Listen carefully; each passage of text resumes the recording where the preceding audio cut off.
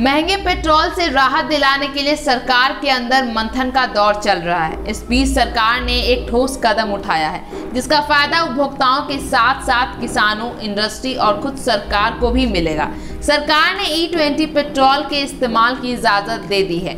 ये क्या होता है और इससे कैसे फायदा होगा, आइए इसे समझते हैं। पेट्रोल डीजल की बढ़ती कीमतों के बीच अब एक राहत की खबर ये है कि बाइक्स और कारों में E20 पेट्रोल के इस्तेमाल की इजाज़त मिल गई है।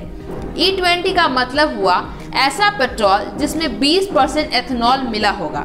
सड़क और परिवहन मंत्रालय ने E20 को इस्तेमाल करने के लिए नोटिफिकेशन जारी कर दिया है। वहीं मंत्रालय की ओर से कहा गया है कि E20 एक ऐसा पेट्रोल है जो वातावरण के लिए भी अच्छा है। इससे कार्बन मोनोऑक्साइड और हाइड्रोकार्बन सामान्य पेट्रोल के मुकाबले बेहद कम निकलता है। इस ईंधन के लिए कार और बाइक मैन्युफैक्चरर्स को अलग से बताना होगा कि कौन सा वाहन E20 के लिए उपयुक्त है। इसके लिए वाहन में एक स्टिकर भी लगाना होगा। आइए अब हम जानते हैं E20 पेट्रोल के क्या क्या फायदे हैं। आपको बता दें कि 2014 में पेट्रोल में 11% से भी कम एथेनॉल ब्लेंड किया जाता था, यानी मिलाया जाता था। फिर इसे बढ़ाकर 8.5% किया गया। अब पेट्रोल में एथेनॉल मिलाने के कई फायदे हैं। पहला फायदा ये है कि पेट्रोलियम पर भारत की निर्भरता काफ़ी हद तक कम हो जाएगी। अभी भारत अपनी ज़रूरत का 83% तेल इंपोर्ट करता है। दूसरा फायदा ये होगा कि कार्बन डाइऑक्साइड कम निकलेगा तो वातावरण को होने वाला नुकसान भी कम हो जाएगा।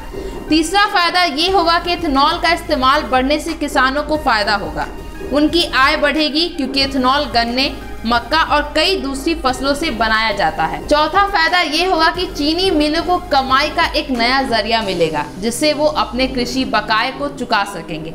वहीं पांचवा फायदा ये होगा कि एथेनॉल काफ़ी किफ़ायती है, इसलिए उपभोक्ताओं को भी पेट्रोल की बढ़ती कीमतों से थोड़ी राहत मिलने की उम्मीद है। और वहीं सरकार ने 2030 तक 20% एथेनॉल ब्लेंडिंग पेट्रोल का लक्ष्य रखा था, लेकिन अब इसे 5 साल पहले 2025 में ही हासिल करने की योजना है। पिछले साल सरकार ने 2022 तक पेट्रोल में 10% एथेनॉल ब्लेंडिंग का लक्ष्य रखा था। मौजूदा एथेनॉल सप्लाई वर्ष में, जो कि अक्टूबर में शुरू होता है, पेट्रोल में 8.5% एथेनॉल ब्लेंडिंग होती है। इसे 2022 तक बढ़ाकर 10% किया जाएगा। सरकार की ओर से जारी एक बयान के मुताबिक 2025 तक 20% एथेनॉल ब्लेंडिंग के लिए 1200 करोड़ अल्कोहल और एथेनॉल की ज़रूरत होगी।